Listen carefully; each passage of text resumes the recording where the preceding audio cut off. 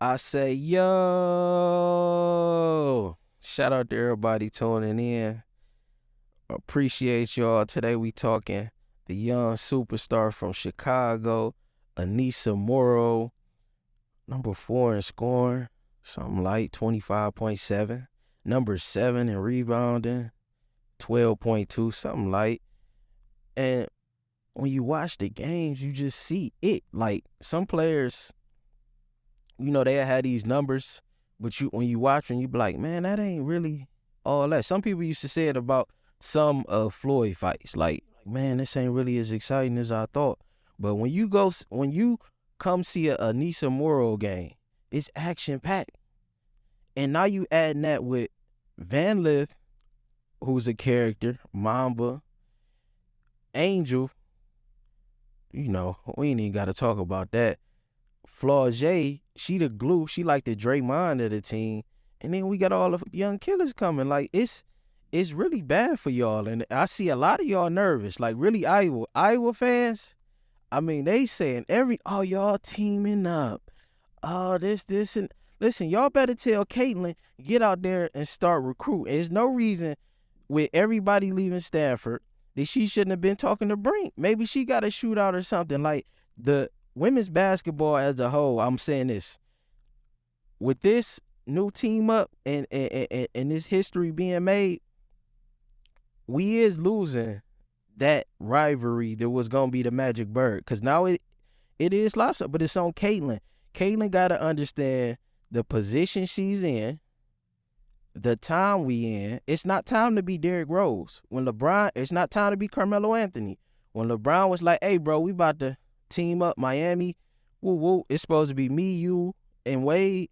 Melo went and took some money in, did something else. He wanted to be a homer. He wanted to go home to New York. Same thing Caitlin doing. What I'm saying, Caitlin, do not waste this time. The sport can really boom, but you gonna need somebody else with you, or you gonna have to go tap in with somebody else. Other than that, we lose that, multiple. We could have got to see this 2-3 more times, but you got to keep up with the pace. I'm not blaming LSU for getting better. It's our job as people each year to try, man, how can we take this to the next level? And either you get on that phone, don't be on that D-roll, oh man, I ain't recruiting. If somebody want to play with me, they need to just come play with me. I'm not about to tell nobody to come play with. No. You get on that phone ASAP, or you just going to get left behind. And if you get left behind, that's on you. But let's point out some key games. Last time I seen Aneesah, it was against Villanova. It was a close game. I want to say they lost by like a free throw. It's like some BS foul or something. 24-17 in that game. The biggest game that I seen this season was that 42-15 against Cleveland State. I mean, when you watch her, she just looked like a female Zion. Like a lot of y'all who clearly haven't watched DePaul, y'all like, oh, she's a 3 or a 2. No. Zion is 6'6", but we know he's not a 3 or a 2. We know he's really at his best when he's at the 5 in the paint, bullying 7-footers. And it's the same thing with her. You got the Bayou Barbie and the Bayou Bully. So and the Maryland game, it was one I say that I watched that really stood out, because y'all know I like Maryland. And we know Diamond Miller, she been looking like a pro, since I don't know when. We see what she doing in the WNBA in the preseason, just dropped 19. And Aneesah looked like the best player on the court. That probably was the best win of the season for me. I think she got 22 rebounds against Providence, so 31-22. That was a big game. Let's go to freshman. Oh, and the versatility too. Like I love her transition passes. The steals is kind of LeBron-esque. It's like a mix of all like the great athletes that you gonna get to see in her game. And that paint is Zion, but it's somebody else in my mind. They just not coming right now, but it's just real aggressive. It's nasty. From 3, that's the big thing that I say she got to work on. If I'm them, I'm trying to spend a lot of time training together. So before we come into this season, we're not having to take that time like, okay, what do you like to do and how do we fit together? I think it's good that Angel, Flaugier and Aneesah's getting to play together on the USA trials so they can kind of get some comfortability. We seeing the freshmen playing right now. They just was in the Ball is Life tournament. Angelica, Alea, and Michaela, they just was looking great. But I want to see that same thing with workouts. Don't just take them workouts by yourself. If you see your teammate need to get better in shooting, especially from three, because to really maximize this thing, you want Aneesah consistently hitting that three at a high clip. Right now, she at, 25%. So out of 209, she made 53 threes. And I'm not mad at it because she's going to have more attention drawers around her. So, she's going to be asked to do less. So she's going to have more legs. So it's going to be less of those less efficient games. But for me, this second season for her was more of a development year. That first season was a bit more efficient. She didn't take as many threes. I want to say she only took 14. And then she was racing with Aaliyah with that double-double record. And it's disrespectful how ESPN did her, because if she was come on, man, she from another culture, she would have been all over ESPN. There's no way she shouldn't have been getting highlighted until this point. And y'all gonna blame the players for the movement and stuff like that, but it's the attention too. If you properly gave attention to somebody like her, she wouldn't have to leave a DePaul because she getting the attention for being great there. But you don't highlight these small programs, so she got to move around. But she only took 14 threes in her freshman year, but I don't think you should start punishing the players in regards to stop making it harder to transfer. I don't think you should do that, because we're talking about women's basketball. Like if you go on YouTube and you type in some of these names, this is where the attention is at.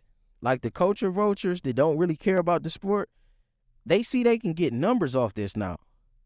So they talking about women's basketball. So you don't want to mess that up. The NBA is going in the wrong direction because they think or the owners that don't want to spend money, they crying. They crying about the Warriors. They crying about the Clippers picking up people like Westbrook. If you don't want to compete, get out the sport.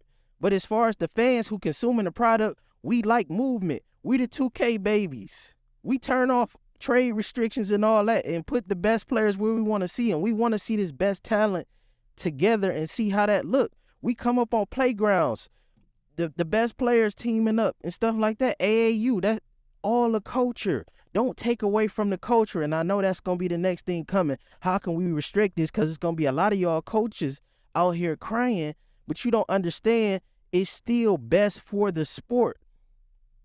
Don't just think about your program. Think about the sport as a whole. The more attention this sport gets, the more money for everybody. Don't blow this right now, because I know it's coming, especially because you got these predominantly black players coming together. They popping it. Now, Haley made it America's team. You know, Kim Mulkey was already there. You done mixed the country with the, we all connected if you know the history of America, so it's a beautiful thing to see, man. It's a beautiful time to be an LSU fan. This is what I really want to point out. But before we get, matter of fact, let's highlight this real quick. So this was February 16, 2022.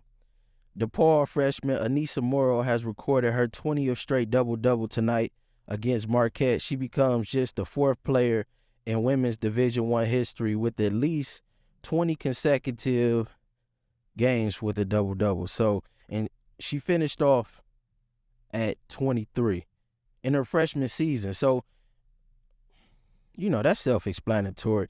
And that's what I'm talking about for the, I don't want to go to their website. So they was all invited for the 2023 AmeriCup trials.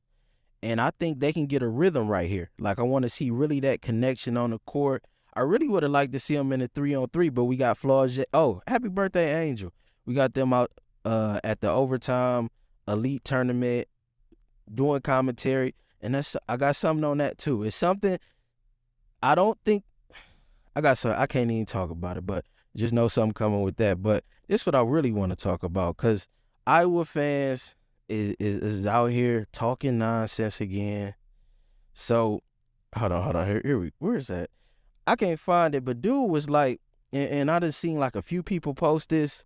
Y'all doing all this just to stop Caitlyn. So we're gonna have to finish this narrative real quick. So y'all see, I had to cook with the last one just to put some facts out there. Now we got to talk some more facts. Just because the Iowa fans want to pop it and still hating it, they can't get over. It's like, dang, just take the L. Just take, we done stop smoking the Iowa pack, just the Hawkeye pack. Just chill, man. Now I gotta throw you on the screen. So, player of the year. A lot of people wondering, like, man, why Angel was really on that with Caitlyn and waving in her face and all that. Well, I think a big reason was she got a lot of disrespect as far as player of the year. They didn't even have her as the finalist. Now tell me how this makes sense. You see the offensive rating, 129.2 to 121.3. We hear about how Caitlyn is offensive juggernaut. We're not gonna dispute the shooting percentage because she's a guard and she's supposed to be a better shooter. In this it's gonna start coming closer, but I'm saying we still in the beginning phases of the women's game transitioning to that point. So offensive rating, Angel has the better offensive rating. Defensive rating, not even close, 71.9 to 91.4. Now y'all gonna be like, Iowa fans out there, oh, but you just said you just gave a comparison where she's a guard and she's a big. No. Hold on. When Paige got it, she had a 72.6 defensive rating. So I'm not trying to hear that. I'm not trying to hear that. We're not making excuses. You got to be all around. This all around basketball. This is not just offensive player of the year. This is who's the best player. And at the end of the day, it's all about wins and who got the better win share. Angel Reese, 11.5 to 10.6 of Caitlin Clark. They got the same plus minus at 18.9. Angel Reese got a lower usage rating. Player efficiency rating, Angel Reese got higher. So in all the advanced stats, and the reason I point to this is because when the mainstream media was out there justifying the Joker for all these and I'm not saying I don't agree with some of them, the main point was advanced stats. So don't come at, I don't want to hear nothing. Listen, I don't want to hear it. It was cool when they do it. Don't make it a problem right now. So the advanced stats, and in a year I know one thing, don't talk about, oh, they played lesser teams. Buster Douglas beat Mike Tyson. Iowa beat South Carolina. What's supposed to happen don't always happen. You still got to go out there and execute. Iowa almost lost to Drake as the number 4. Like, it's not like who Iowa lose to in the tournament last year. So I don't want to hear that. You still got to go out there and take care of business. And if you playing lesser teams, you better beat them like they're a lesser team. And that's what LSU went and did. And let's go to some more numbers. When we looking at team numbers, because a lot of y'all going to be like, man, what about tournament when they had to play tougher teams? Well, at the end of the day, this is with Iowa doing all of this stuff better. Iowa scored more points per game. Iowa shot better from 3 at 41.9%. Iowa scored 85.8 per game. Iowa shot better from the field at 52.1. Iowa didn't rebound as good. LSU got that. All the defensive stuff went to LSU. Well, we know defense win championships, and we see what happened. Iowa shot better from the 2 at 60.5. Net rating went to LSU. But my whole point is, Iowa had a better offensive rating. Iowa didn't have a better defensive rating. Iowa had a better pace. Points per possession, I want to say Iowa was number 1 in that at 1.6. Points per shot attempt, Iowa had better.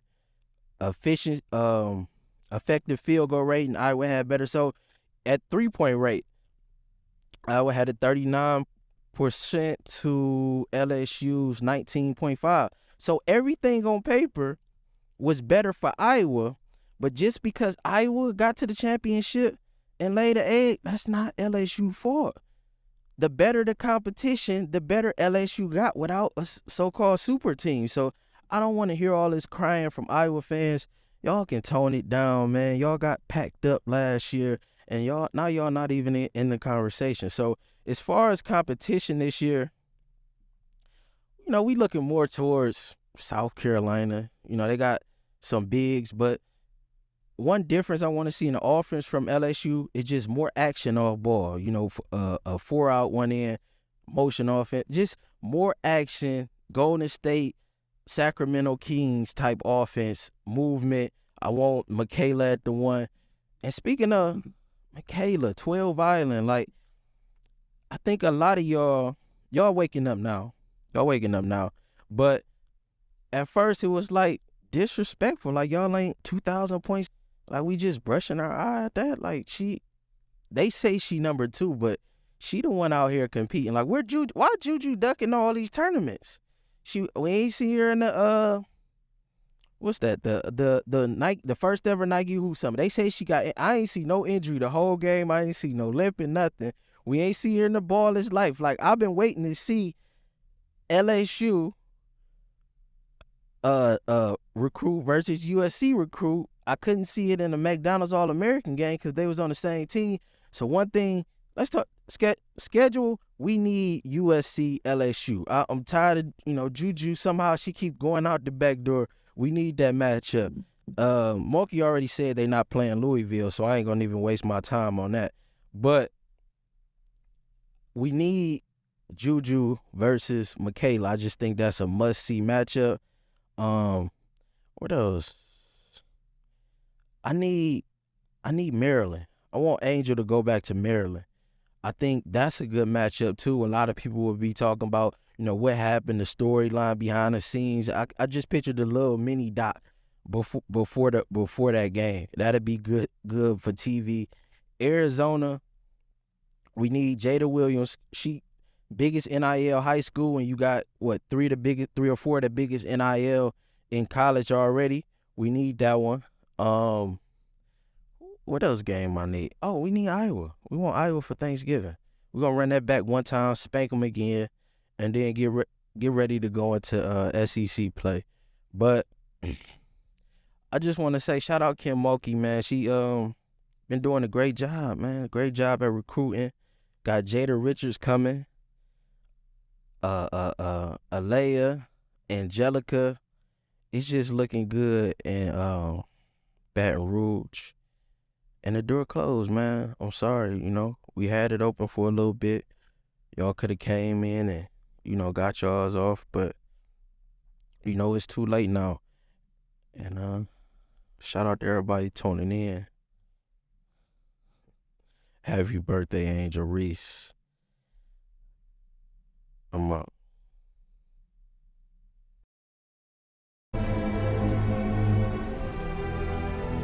You were the chosen one! It was said that you would destroy the Sith, not join them! Bring balance to the Force, not leave it in darkness! Looking for revenge.